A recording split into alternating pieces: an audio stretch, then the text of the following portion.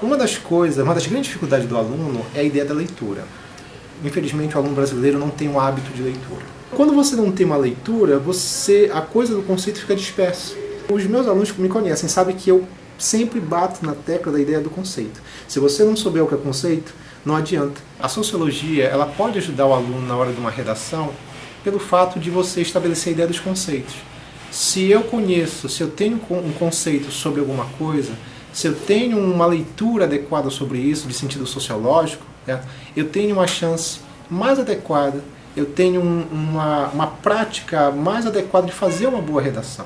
Quer dizer, quando se fala, por exemplo, na ideia do conceito, o sentido de conceito sociológico, ele é importante porque ele ajuda o aluno, principalmente, a ter uma noção do que tema, como funciona esse tema, como eu posso abordar esse tema de uma maneira bem prática e eficaz. Antigamente, os alunos eram reféns de alguns professores.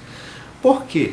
Justamente porque existia aquela coisa de explorar somente a ideia do decoreba. Tanto é que se fala hoje das ciências humanas, ainda existe, os mais velhos falam que as ciências e campo de conhecimento como história e geografia são disciplinas decorativas. Quer dizer, mas aquela coisa, por que se teve essa noção? Por que se criou essa noção?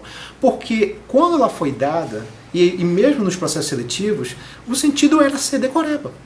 Então, por exemplo, dentro até mesmo do campo de uma língua portuguesa, eu preciso saber o que é um adjunto adnominal, certo? O que é uma preposição. O decoreba, ele pode chegar, ele vai, decora, consegue as coisas. Mas qual é a dificuldade do aluno? Interpretar um texto. Pega um texto e interpreta. O aluno tem dificuldade nisso.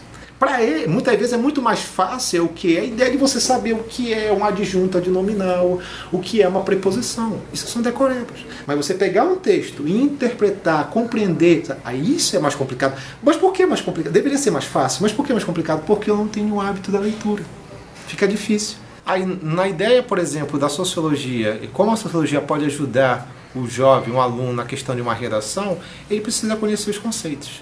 Compreender os conceitos. Então, se eu tenho conhecimento sobre um determinado conceito, quando eu descubro que preconceito e discriminação são conceitos diferentes, eu consigo, por exemplo, falar sobre cotas raciais na redação com bem mais desenvoltura e facilidade. Né? Então, é aquela coisa, os conceitos me proporcionam que eu desenvolva uma ação de forma mais prática, de forma mais objetiva, certo? E, é claro, com conhecimento maior.